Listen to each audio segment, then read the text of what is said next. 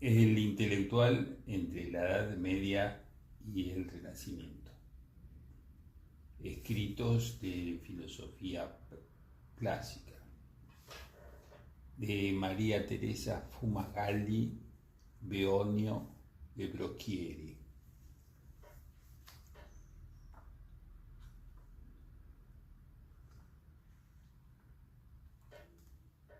Antes de entrar en el capítulo que nos ocupa, comentamos acerca de los capítulos anteriores brevemente. Recordemos estos hitos importantes. En el 1255, las obras de Aristóteles entraron oficialmente en la Facultad de Artes de París. El método dialéctico, necesario para los estudios superiores de filosofía y derecho, en facultad, de hecho autónoma, que estaba orientada a la indagación filosófica. Habíamos hablado del carácter mismo del sistema averroísta, que parecía ajeno a la tradición cristiana de procedencia agustiniana. Comentamos sobre Siger de Bragante, Boecio de Dacia, los averroístas, como los llamaremos también nosotros, con un término que empero ya es discutible, intentan hacer coincidir por primera vez el proyecto ideal del filósofo con la profesión cotidiana en la Facultad de Artes. Siger escribe: deber del filósofo es exponer la doctrina de Aristóteles, no corregir o escuchar su pensamiento, aun cuando contrario a la verdad, entre paréntesis teológica. Bueno, esta simple afirmación distingue de la manera más neta y más moderna, o sea, más cercana a nuestro punto de vista, los diferentes ámbitos profesionales y de investigación. Una concepción que no podía ser aceptada por quien compartía con la tradición la idea de la cultura cristiana en cuanto a unidad global. De aquel entonces hablamos también, en muchos sentidos, la gran figura de Dante, que nos aparece como la del intelectual que hemos convenido en llamar débil, a saber, un hombre que ha actuado con la inteligencia y con la palabra, y no en una sede propia, no en un contexto donde le hubiera sido posible transmitir, además de sus ideas, también los instrumentos de su trabajo, como lo hacía el maestro con su alumno en la escuela.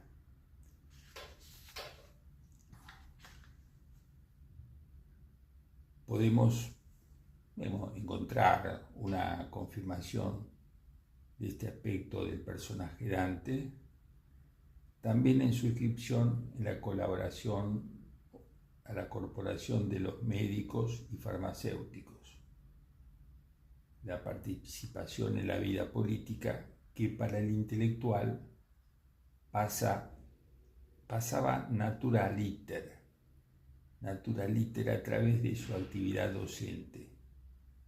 Para él era posible solo mediante un acto convencional, la inscripción en una asociación que le era esencialmente ajena. Resumen: intelectuales y política. 2 puntos. He aquí una relación que se impone a nuestro análisis. Sobre todo tendremos presente que hacer política significada a menudo para el intelectual medieval una opción entre las dos máximas expresiones del poder, es decir, el papado y el imperio. Referente al capítulo 6, aparecen personajes ya dos grandes del siglo XIV, el inglés Guillermo de Ockham, que había estudiado en el convento franciscano de Oxford, donde después alcanzó el grado universitario de bachiller, primer paso de la carrera, que en su condición de tal redactó, era norma, un comentario a las referencias de Pedro Lombardo. Cuando en 1324 Guillermo de Ockham fue convocado a la sede pontificia de Aviñón para disculparse por algunas tesis contenidas en él, era ya autor de grandes obras lógicas que consolidaban y garantizaban la doctrina nominalista surgida en el siglo XII. Pero claro, este no era el objeto de las acusaciones. La lógica era una disciplina de las artes y como tal no concernía directamente a una posición en materia de fe y de disciplina religiosa. Para ir terminando, otro personaje importante es John Wycliffe, pero aclaremos que para Ockham el poder secular concierne a los cuerpos, bienes terrestres y su objetivo, en cierto modo negativo, es el de mantener un estado no conflictivo entre los individuos. Para lograrlo, dice, se recurre a medios preventivos y represivos de la naturaleza política y física. En esta visión no hay lugar para ningún idealismo político. El gesto de Ockham, que da la dimensión de su compromiso político, es su fuga de Aviñón más que su dedicación a la causa imperial. La utopía religiosa, una iglesia pobre, un pontífice no soberano, sino padre de los fieles, son, en cambio, los intereses dominantes en el pensamiento de este gran franciscano que demuestra, sobre la base de la escritura, que el imperio no deriva del papado, que todo argumento que se dirige a sostener la dependencia del poder civil respecto del pontífice es sofístico. Acá la teología y la pasión política se unían en una toma de posición nítida y consciente. Ahora sí, John Wycliffe, un intelectual que algunas décadas después eligió como Ockham un compromiso político de los más incómodos. Tiene una carrera como profesor de lógica y teología en Oxford y en 1372 entró al servicio de la corona de Inglaterra. De esto ya hablamos de Wycliffe, hablamos de la revuelta de 1381, que volvió a Wycliffe sospechoso aún para los laicos ricos que antes lo habían defendido contra el papado. El programa de los, entre comillas, curas pobres no les gustaba a los lords, que lo encontraron demasiado similar a las reivindicaciones de los revoltosos. ¿Quiénes eran los revoltosos? Los revoltosos eran los que habían protagonizado a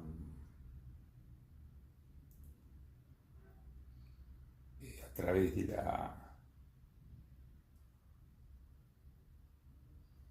organización del grupo de los pobres curas, entre comillas, que difundían en lengua inglesa las tesis sobre la pobreza de Cristo y su iglesia, que el maestro había escrito en latín.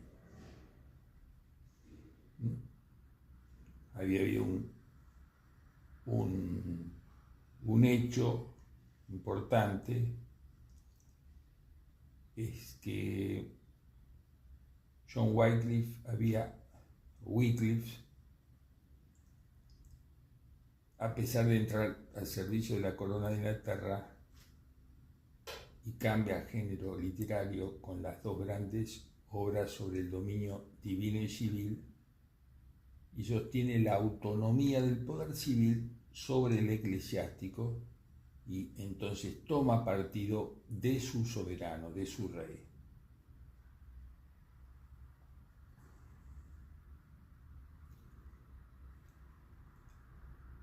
Es ahí, que ocurrió la rebelión de los campesinos, un hecho que en su momento comentamos muy superficialmente. Lo que hay que destacar de Wycliffe es su ejemplar carrera. Es una de las pocas vidas medievales cuya clave nos parece poseer, porque los nudos teóricos importantes de su filosofía se tornan rápidamente operativos, operantes en la realidad.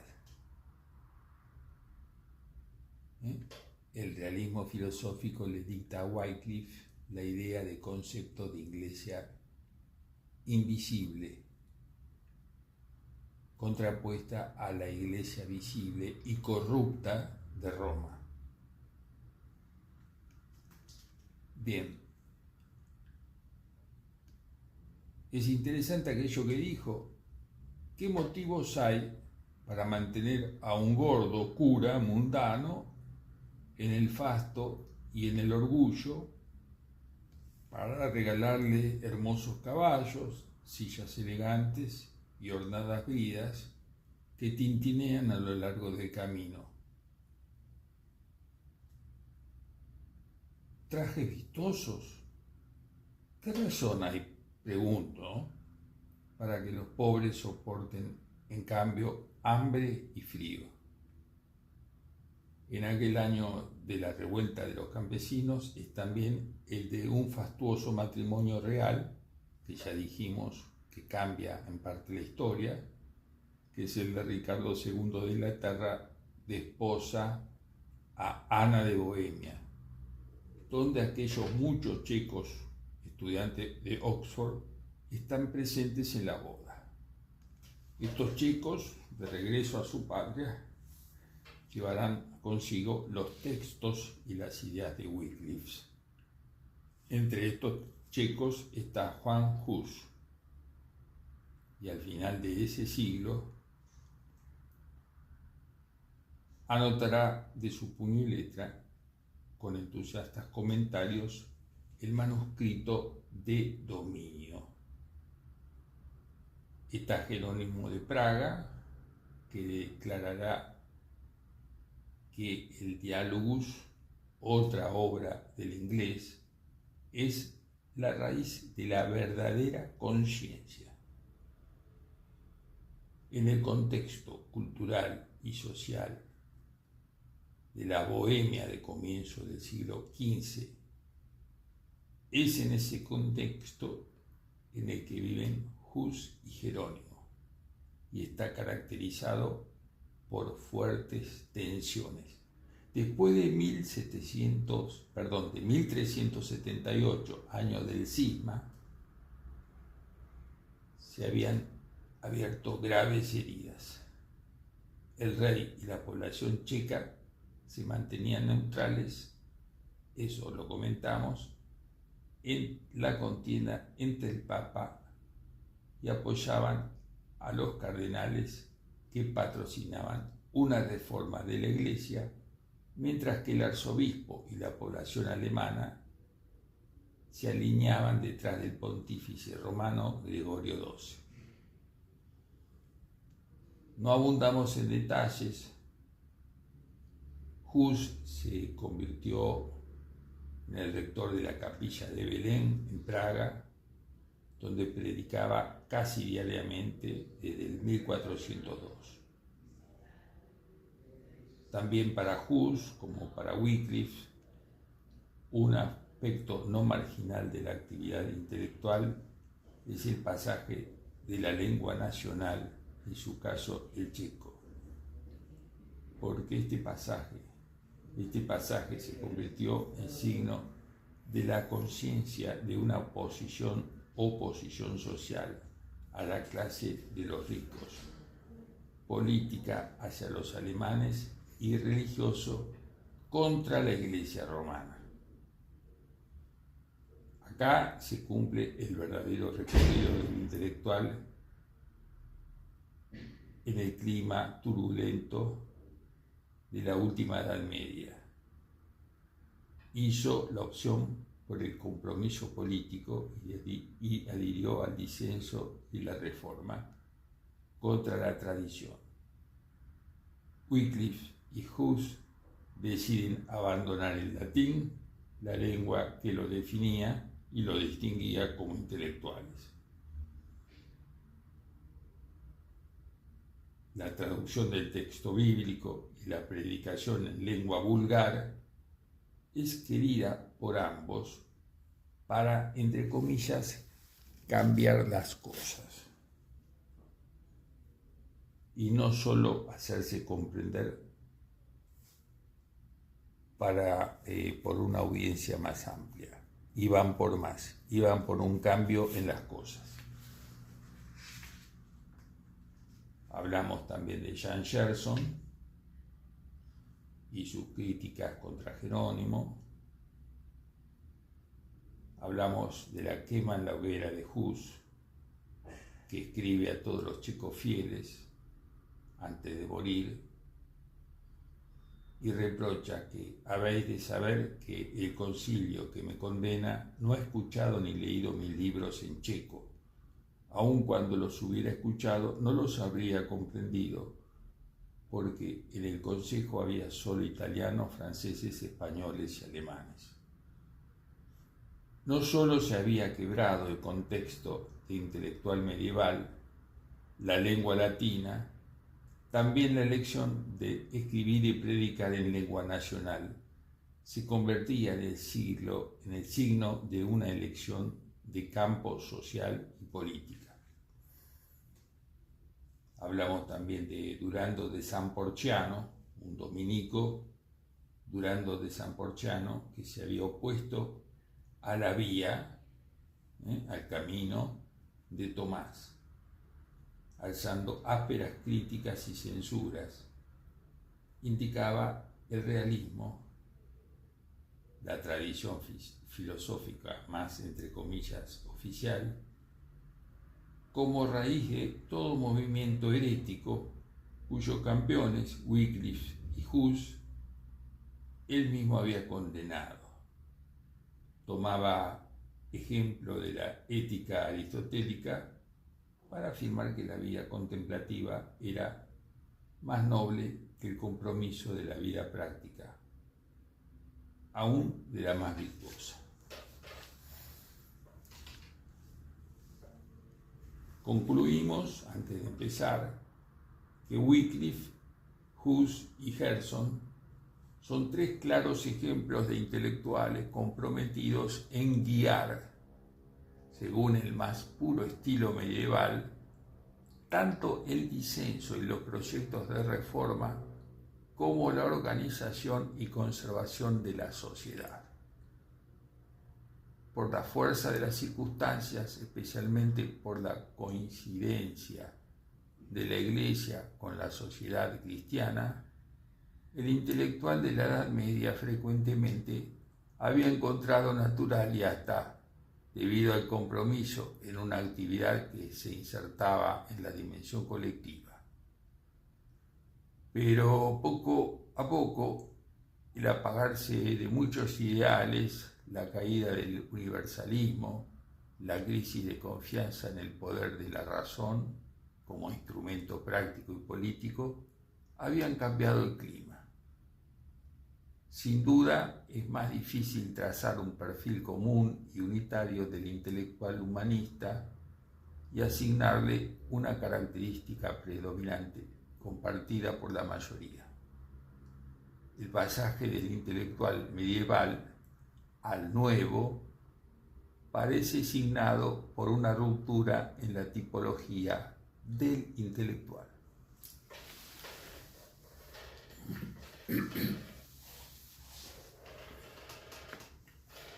Ahora entonces ingresamos en el capítulo 7.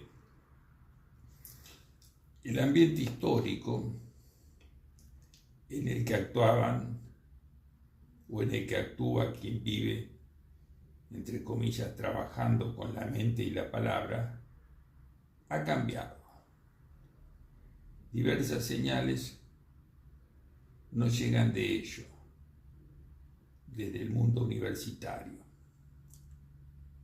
La implicación política nacional de algunas sedes, Praga, como hemos visto, o París, que se alineó con los ingleses en la Guerra de los 100 años, haciéndose cargo del proceso a Juana de Arco. La función política de las universidades italianas, que proveían a sus municipios consejeros y administradores, pero también su independencia económica respecto de la ciudad, la cual casi siempre se reservaba el derecho de controlar el reclutamiento de los profesores que ella misma pagaba, etc. Se va formando así una clase, casi una casta hereditaria, de grandes profesores que, en las sedes más prestigiosas, añaden al sueldo asignado por las ciudades el honorario de los estudiantes y los intereses de los préstamos hechos a los alumnos pobres, alcanzando en más de un caso una óptima situación económica. Por otra parte, también la población estudiantil se encaminaba hacia la condición de élite socioeconómica. La lucha de los magistri desde el nacimiento de las universidades había tenido lugar en una doble dirección, hacia abajo contra los rustici o la plebe, hacia arriba contra la clase de los terratenientes, mejor aún, de los nobles. En el primer caso, su arma había sido el desprecio verbal y en el segundo, la elaboración de la identidad virtud-nobleza. Veamos dos ejemplos de esto. Escribe Guillermo de Auvergne en el siglo XIII. Por su multitud y cortedad de ingenio, la plebe vive como los brutos, está llevada a cometer rapiñas y asesinatos, igual que los lobos. En cambio, los sabios dominan sus pasiones y el uso virtuoso del libre albedrío. En cambio, los sabios dominan sus pasiones y el uso virtuoso del libre albedrío. Esta conclusión de Guillermo de Auvergne, la definición de hombre como animal racional, se adecúa solo a la clase de los doctos.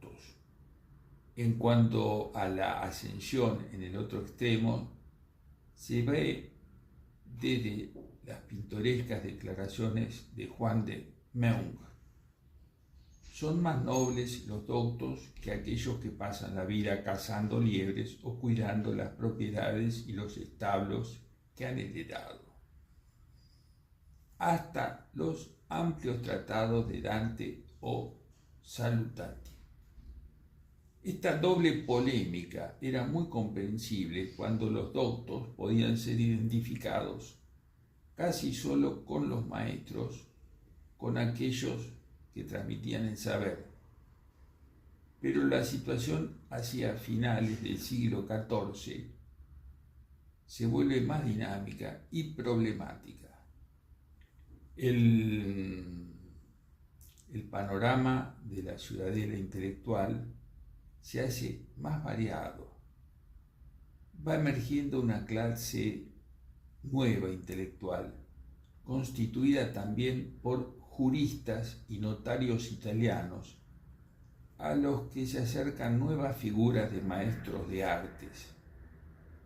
Ejemplar es al respecto la evolución de Durero.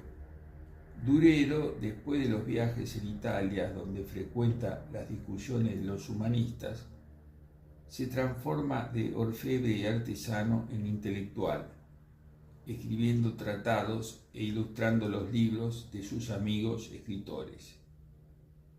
Esto le procuraba significativos reproches de su mujer, quien lo exhortaba a volver a su taller y no mezclarse con gente superior. Jurista primero, notario, después canciller en Todi y en Florencia, era Coluccio Salutati. Coluccio Salutati, en su misma vida en la que le dicta el modelo teórico que se refleja en sus escritos, la especulación no es el fin último del hombre. Más aún, dice Coluccio, la vida activa se ha de anteponer a la especulativa que es tan alabada. En realidad, ¿llamaría yo sabio a quien ha conocido las cosas celestes y divinas, todo lo que pueda hacerlo un intelecto humano, sin haber proveído a sí mismo, sin haber podido ser útil a los amigos, a la familia, a los parientes, a la patria?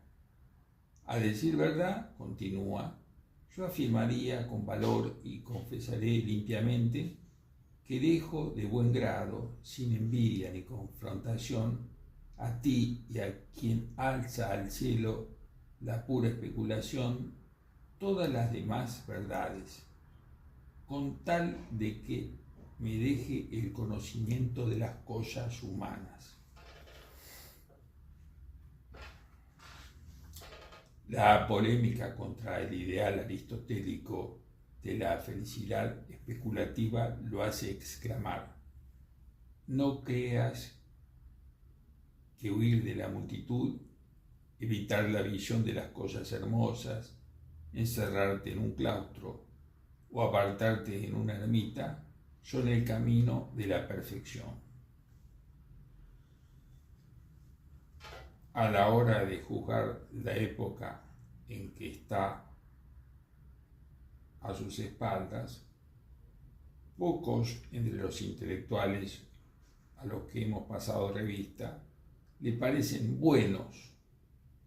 Entre estos Abelardo y sobre todo Juan de Salisbury, cuya obra política, el Politicraticus, conocía. Es significativo que se trate de autores que vivieron antes del surgimiento de las universidades, amantes de los clásicos y comprometidos en la vida activa. Las universidades de la Italia pagana se convierten en centros de difusión de la nueva cultura humanística. El romano Lorenzo Valla, que vivió en ambiente florentino, redacta en Piacenza y Pavía, donde es profesor, sus obras más significativas. Muchos aspectos de su pensamiento se distinguen y se oponen a la tradición intelectual predominante en los siglos y en las universidades medievales, especialmente ese renacimiento epicúreo que tiene lugar sobre todo en De Voluptate,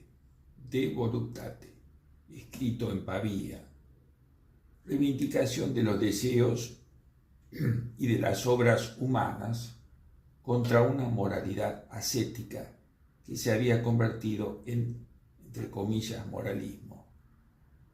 Predomina la afirmación de una felicidad terrena y de una virtud entendida como es justo y equilibrado orden de los placeres. Dice, las artes no son las liberales, tienden a satisfacer, no solo las liberales, tienden a satisfacer las necesidades y mirar a hacer la vida ornada y elegante. Así la agricultura, la arquitectura, el arte de tejer, de pintar, de teñir, de esculpir, de armar naves. Vinculado con este tema, se advierte el fastidio por la ciencia que nos vuelve insensatos, esforzándonos vanamente en penetrar el inaccesible secreto divino, por la metafísica que suscita las disputas más abstractas, por la lógica estéril de los últimos debates de los nominalistas que Valla ve como inútil, arrancada como está de su contexto vital y práctico, separada del carácter más concreto de la gramática y de la eficacia de la retórica. Temas que solo aparentemente parecen típicos de una polémica filosófica o erudita, pero que son, en cambio, útiles para rediseñar el nuevo perfil del hombre de cultura, del profesor que tiene o tiende sobre todo las relaciones, a relacionar la escuela con la labor, aún la cotidiana, de los hombres. Juntos, los intelectuales laicos, como fueron precisamente Salutati y Valla, junto a ellos existe un área eclesiástica de humanistas ilustres, Eneas Silvio Piccolomini, secretario del Papa Calixto III, obispo de Trieste y de Siena, cardenal y después pontífice él mismo, Marsilio Ficino, que se ordenó sacerdote a los 40 años, Ángel Poliziano, a quien Lorenzo el Magnífico propuso para la púrpura cardenalicia, y en verdad la relación entre la Iglesia y cultura humanística es más estrecha y compleja de lo que se puede juzgar a primera vista. La institución eclesiástica fue sentida por muchos intelectuales como la organización más potente y, paradójicamente, como la protección más tolerante, particularmente con lo que concernía a la vida privada. Hemos hablado de ruptura del contexto del intelectual sobre aquel final del siglo XIV. En reemplazo de la universidad, otros ambientes se convierten en centros de cultura, el círculo y la academia, más tarde la biblioteca, pero especialmente la corte. Con la concentración del poder en la corte, el intelectual pierde relación con la vida política y con el ambiente social más vasto. No es casual que el latín, ya abandonado en pro de la lengua vulgar, vuelva a representar la lengua literaria, perfectamente diferenciado del habla cotidiana. El intelectual de corte es más libre que el profesor universitario de París, que corría riesgo de ver condenadas sus tesis, como Siger, como Boecio de Dacia, como Durando de San Porciano, y sigue la lista. Ahora bien, participaba de un debate muy similar a una confrontación política sin vencedores predeterminados? No creo. En el siglo XV, una rápida y evidente transformación define la libertad como un área cada vez más privada y limitada a los ámbitos de la familia y del otium. Las grandes opciones, reforma o conservación, papa o emperador, papa o soberano, ya no están al alcance de la mano del intelectual, huésped de la corte, de los grandes señores, de los Gonzaga, los Malatesta, los Medici, los Rucellai. Esto da origen enseguida a un desdoblamiento del intelectual característico de la edad moderna. La doble figura, la pública y la privada. La primera sostiene, a menudo blandamente, nunca con pasión, razones de poder. La segunda, escéptica, se refugia en la reflexión interior y en la melancolía.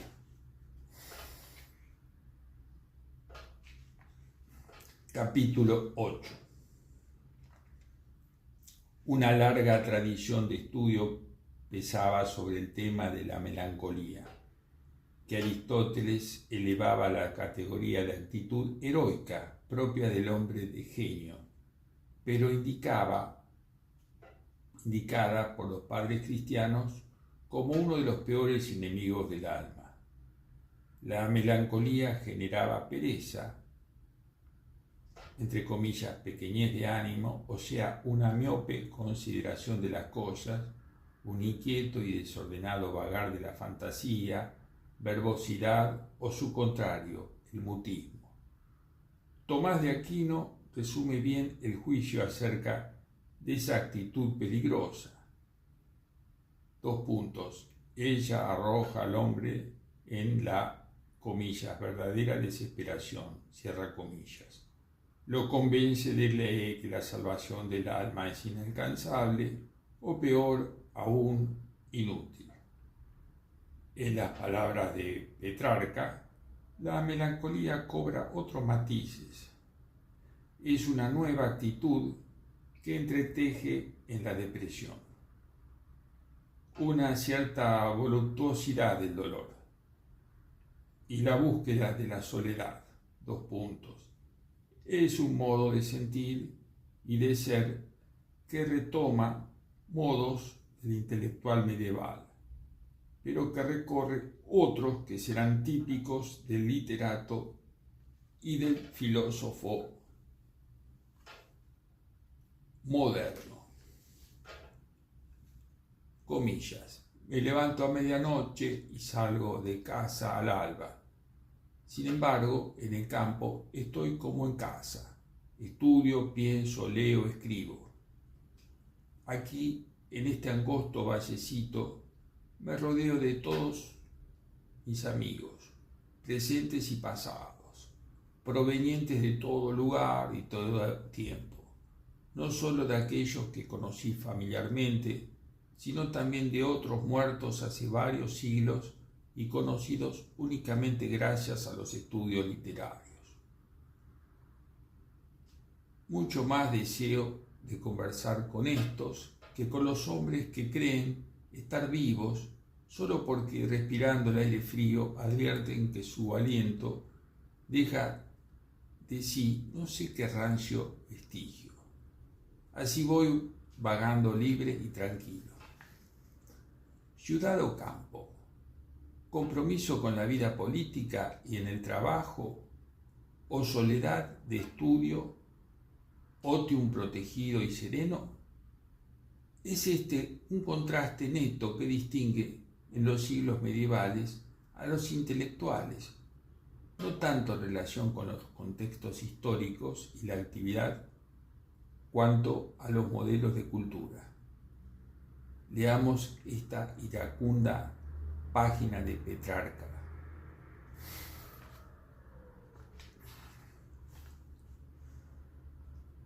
Abandonemos la ciudad sin la intención de volver a ella. es menester arrancar los motivos de preocupación y quemar las naves.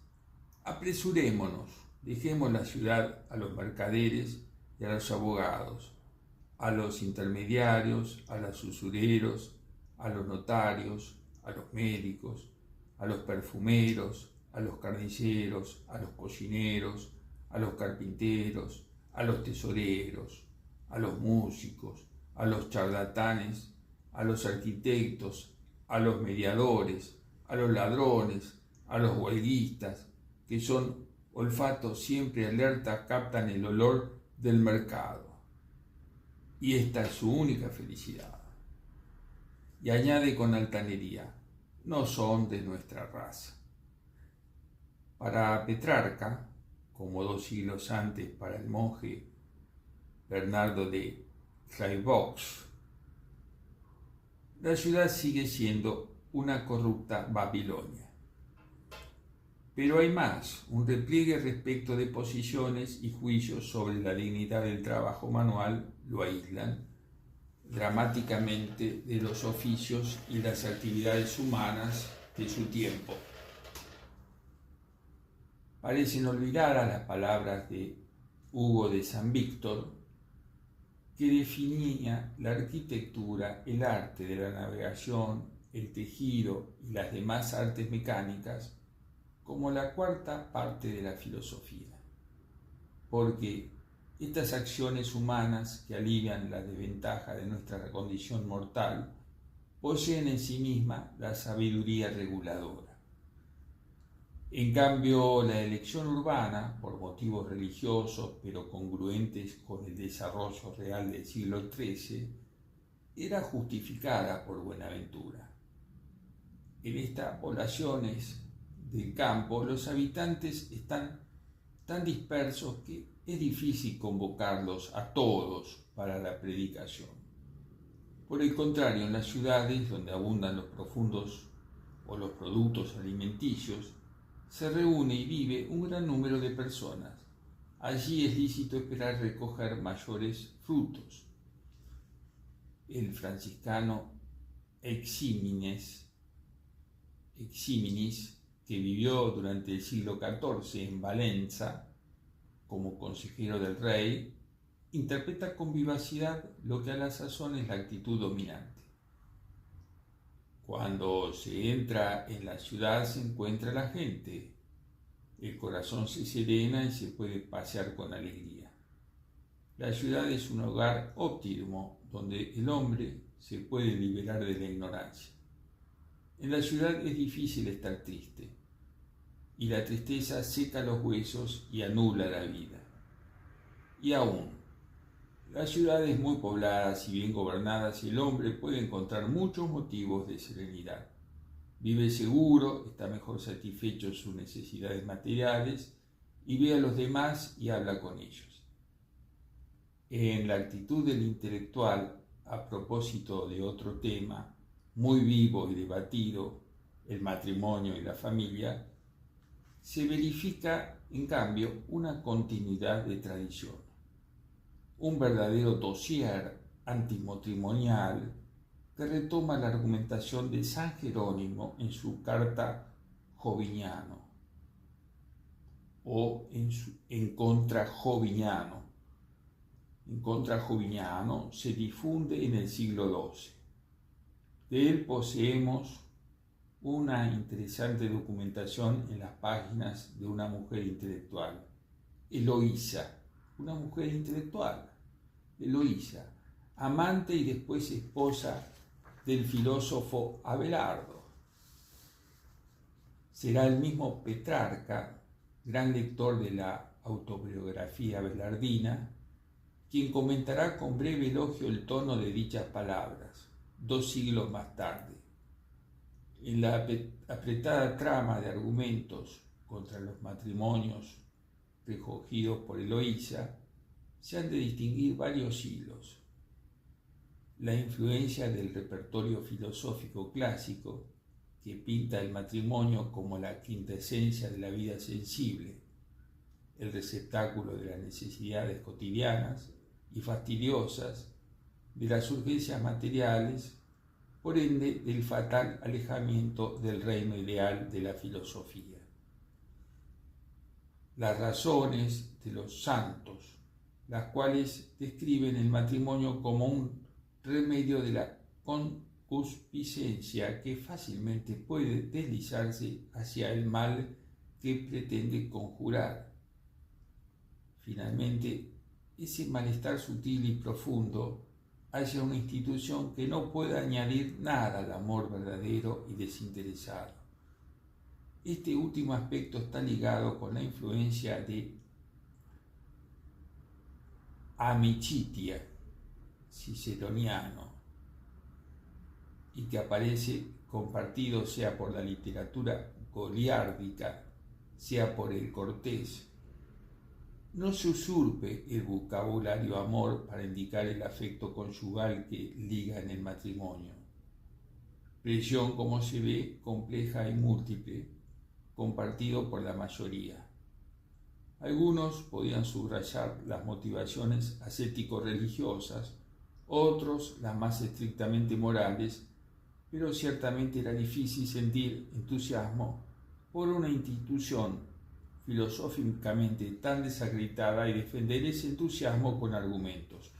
También Siger de Brabante, el averroísta de la Facultad de Artes, se pregunta: ¿cuál estado es más adecuado para el filósofo, si el célibe o el conyugal?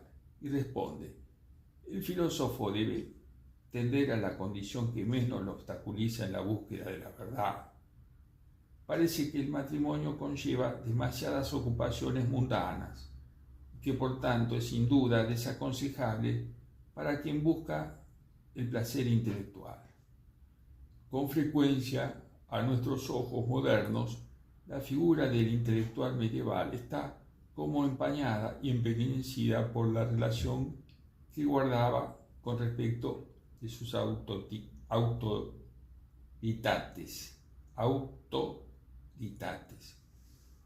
Pero se ha de tener presente que el significado predominante y compulsivo del término autoridad ha ido emergiendo en el mundo moderno. Autoritates eran para los medievales los autores, los textos, la biblioteca, sobre todo lo que trabajaban. Una biblioteca doble, la de los santos y la de los filósofos. Y en esta última, como notaba agudamente un estudio del siglo XII, estaba hecha de autores que en vida no habían estado nunca de acuerdo entre sí y era por consiguiente inútil esforzarse por encontrar en ellos las mismas opiniones. Por una parte tenemos la enorme producción de comentarios, de glosas a Platón, a Aristóteles, a los evangelistas, también pensadores contemporáneos que surgieron de pronto como autoridades.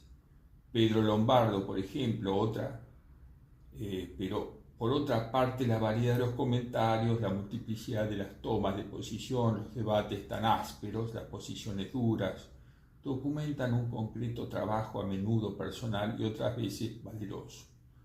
Por lo demás, para testimoniar la conciencia y las razones de la crítica, hay declaraciones como la que quisiera cerrar estas páginas sobre el intelectual medieval. En la primera década del siglo XII, Abelardo de Bath deploraba, comillas, el vicio de esta generación que considera aceptables solo los descubrimientos hechos por los antiguos y por los demás, agregando: sé bien cuál es el destino de aquellos que enseñan la verdad. Por eso, al exponer una teoría, la señalaré como teoría de mis maestros árabes. Seguir la autoritas en lugar de la ratio es para él abandonarse a la más bestial credulidad y dejarse atraer por una trampa peligrosa. Abelardo o Alberto Magno, el gran maestro dominico, advertía: quien cree que Aristóteles ha sido un dios, debe creer que nunca se equivocó, pero si cree que ha sido un hombre, entonces no hay dudas de que pudo errar como nosotros. De acuerdo con él, en este punto de vista, Seeger observaba: la sola autoridad no es suficiente para la búsqueda de la verdad de esta tesis. Todos los que han sostenido estuvieron movidos por alguna razón, pero nosotros somos hombres exactamente como ellos. ¿Por qué entonces no deberíamos empeñarnos en la búsqueda racional como ellos? Fin del ensayo El intelectual entre la Edad Media y el Renacimiento, escritos de filosofía clásica de la serie medieval de María Teresa Fumagalli Beonio Brocchieri, de la Facultad de Ciencias y Letras de la Oficina de Publicaciones de CBC de la Universidad de Buenos Aires.